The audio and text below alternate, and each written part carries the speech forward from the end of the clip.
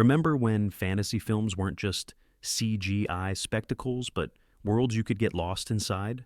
The 1970s were a golden era of imagination, from hand-drawn animation to live-action epics filled with strange creatures, magical landscapes, and unforgettable stories. Today we're unearthing 12 forgotten fantasy gems from that decade, films that deserve a comeback and a new generation of fans. Number 12, The Last Unicorn, 1978.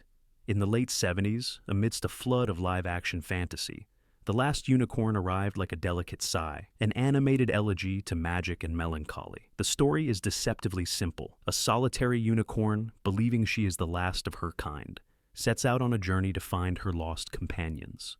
What unfolds is a tale of wonder, sorrow, and the slow loss of innocence, a reminder that even the most magical world can carry a shadow. Director Jules Bass and Arthur Rankin Jr. crafted a film that feels almost like a moving painting. The backgrounds shimmer with ethereal forests, swirling skies, and seas of silver, while the characters, though elegantly stylized, convey deep emotion.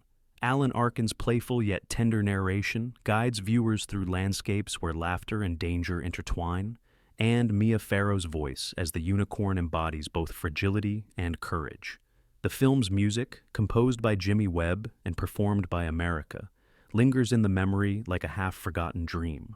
But it's not just nostalgia. The Last Unicorn is a meditation on mortality, identity, and the bittersweet nature of hope. Watching it today, the animation may feel quaint, but the story remains profoundly moving, proving that fantasy doesn't need blockbuster budgets to be timeless.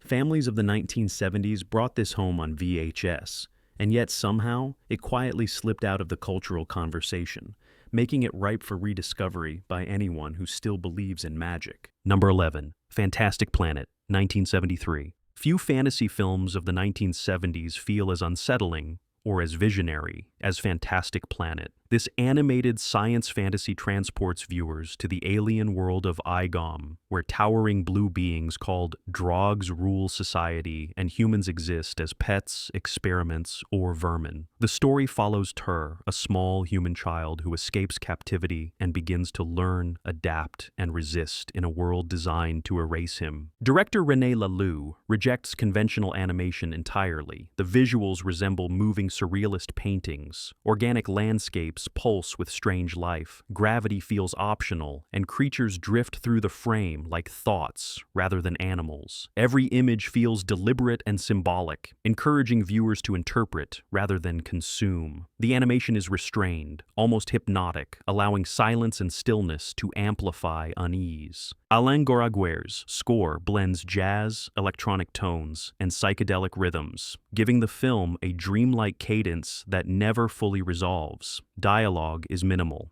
Meaning is carried through imagery, gesture, and implication. Beneath its alien surface, Fantastic Planet explores domination, empathy, and survival, questions that feel timeless and uncomfortably familiar. Though critically praised, the film remained on the fringes of popular culture, perhaps because it refuses comfort or clarity. Today, it stands as one of the most daring animated fantasies of its era, a strange, philosophical gem that rewards patience and curiosity. Rediscovering it feels like entering a dream that doesn't explain itself, but never lets go. Number 10, The Flight of Dragons, 1979. As the decade drew to a close, The Flight of Dragons brought together the bold imagination of Peter Dickinson's novel and the creative energy of Rankin/Bass animation.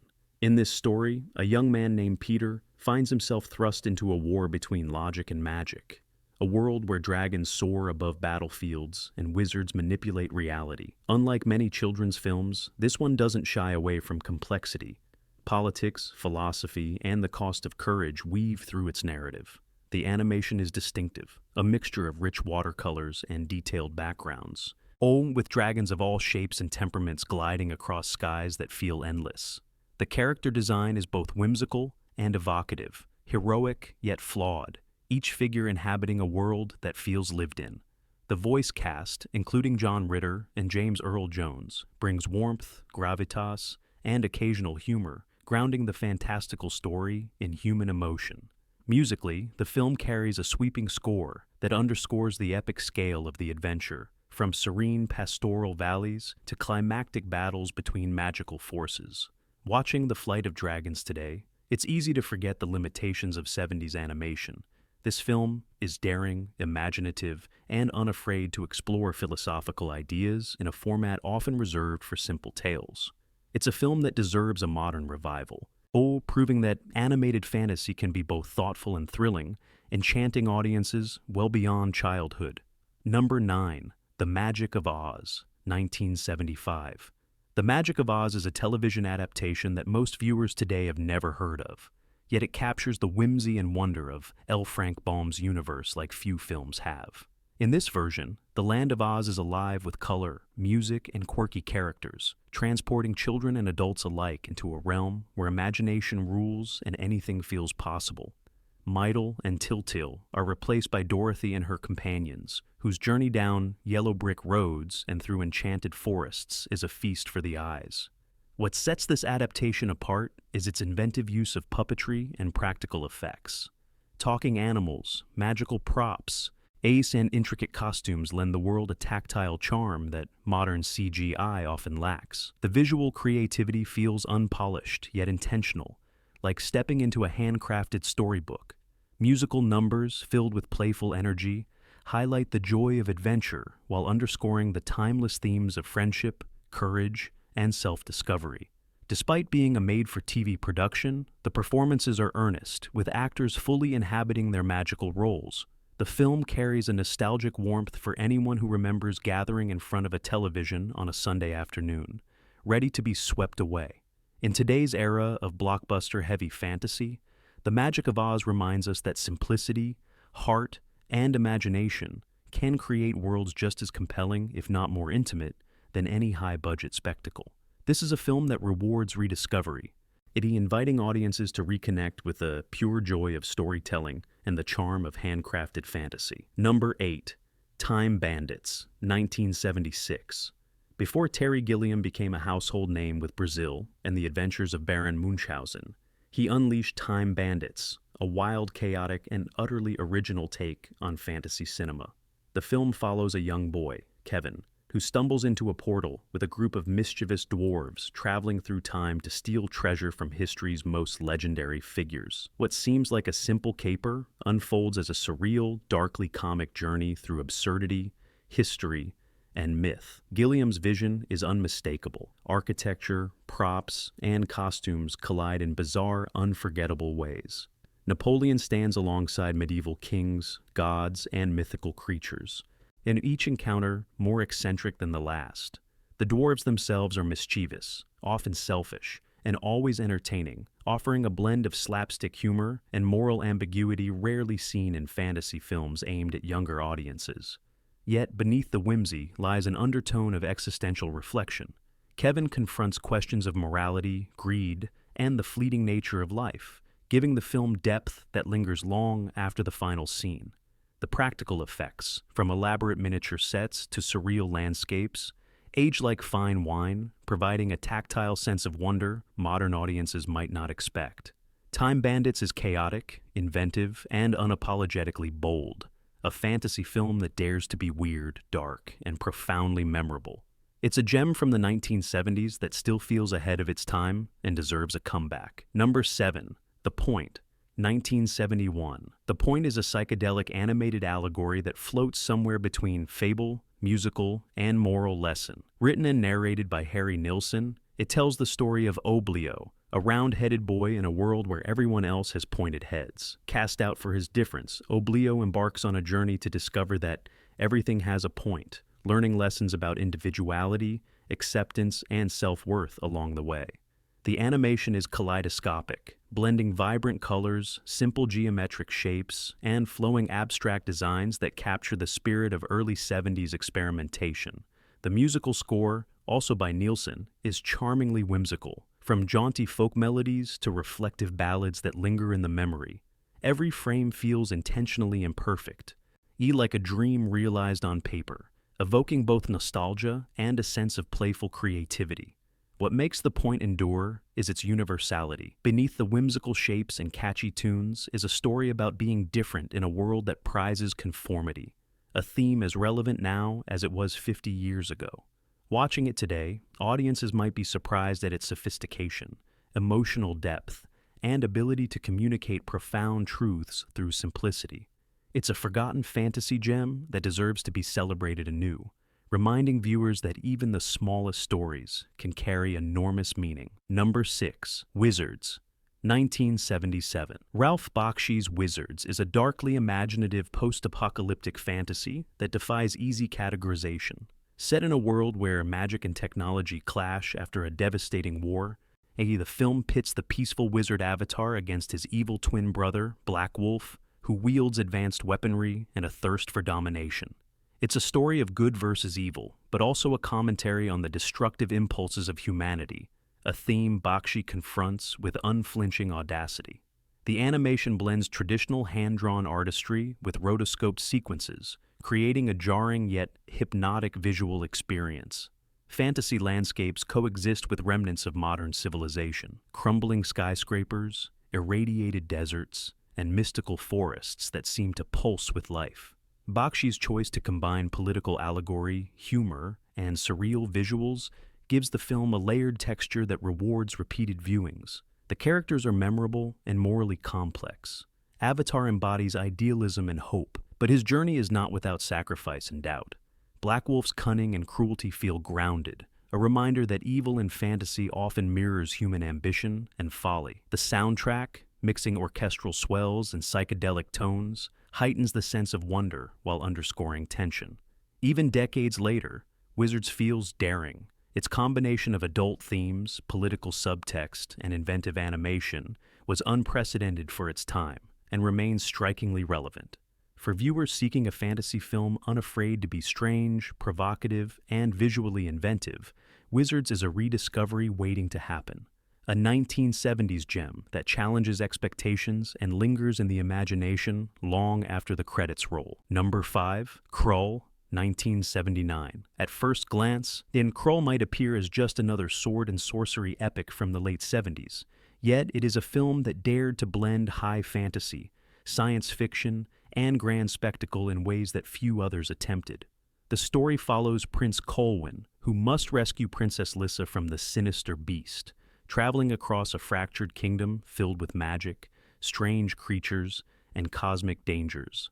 Its narrative may be familiar, but the execution is lavish and endlessly inventive. What sets Krull apart is its commitment to world building. From rolling landscapes to intricate alien castles, the film's sets and practical effects create a universe that feels alive, tangible, and perilous. The glaive, a five-pointed mystical weapon, remains an icon of imaginative fantasy weaponry, as memorable today as it was for children watching in the cinema cues of 1979.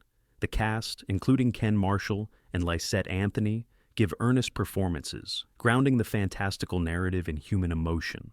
Coupled with James Horner's sweeping orchestral score, the film is both epic and intimate, an adventure that balances spectacle with storytelling heart. Though it was overshadowed by contemporaries and considered a box office disappointment, Krull has since attained cult status for its audacity, ambition, and charm.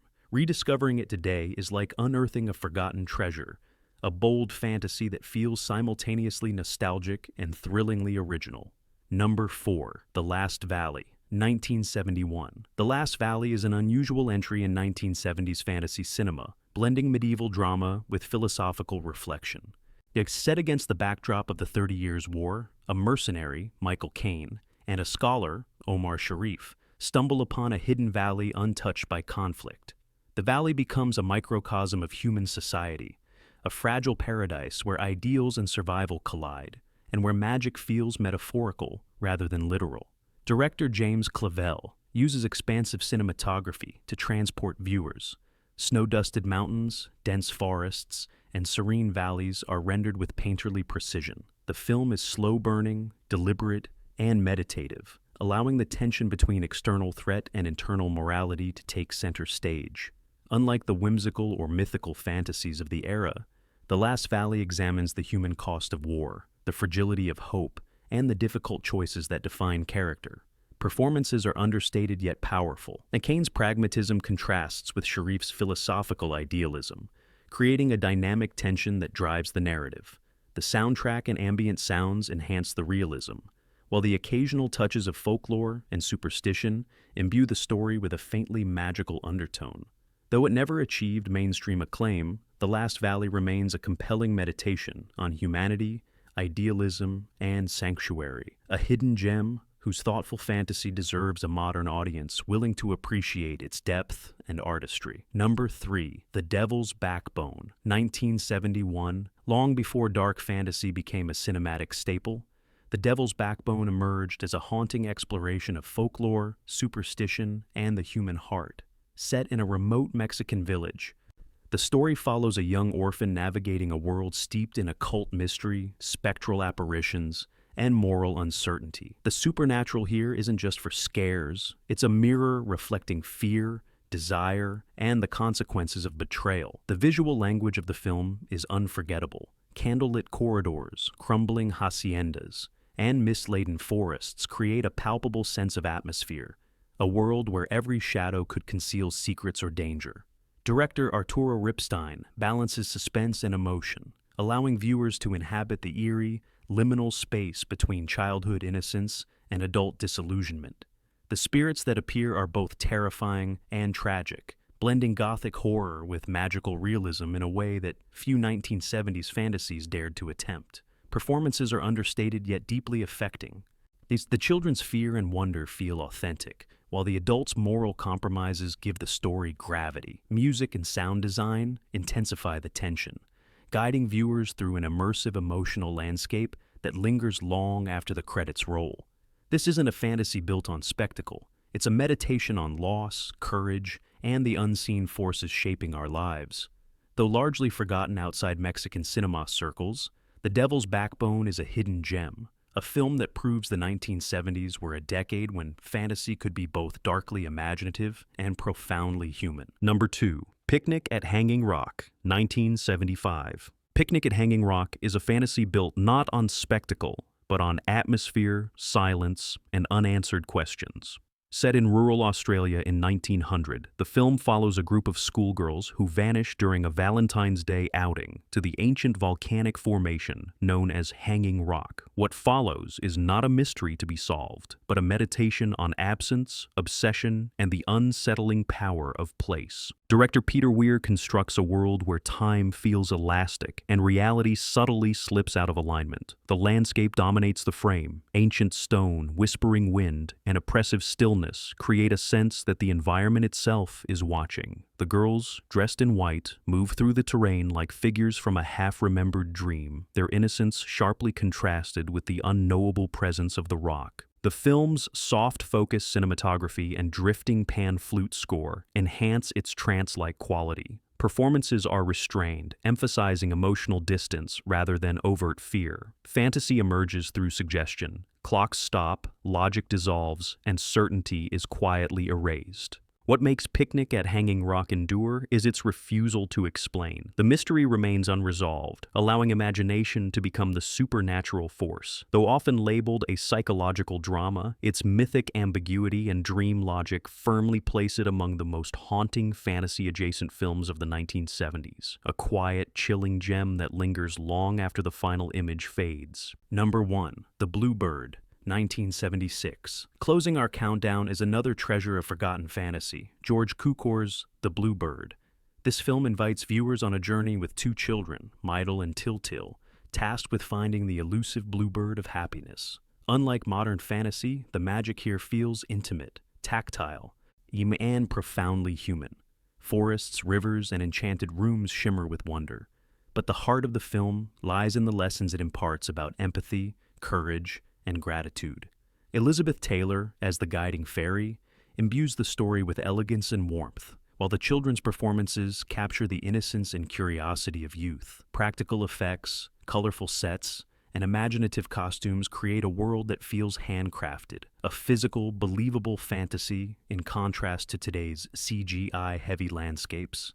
The narrative combines adventure with moral reflection, subtly reminding viewers that happiness is often closer than we realize. The Bluebird is more than a story. It is an experience. It transports audiences to a time when families gathered around the television or home projector, hearts and imaginations wide open. Its quiet charm and depth make it a perfect candidate for rediscovery, inviting a new generation to experience the gentle magic of 1970s fantasy storytelling. For those willing to look beyond the familiar, the Bluebird is a forgotten gem, waiting to take flight once again. These 12 forgotten fantasy films of the 1970s remind us that magic once thrived in imagination, craftsmanship, and daring storytelling. They may have faded from memory, but their worlds, characters, and ideas remain timeless. It's time for a new generation to rediscover them and experience the wonder they so richly deserve.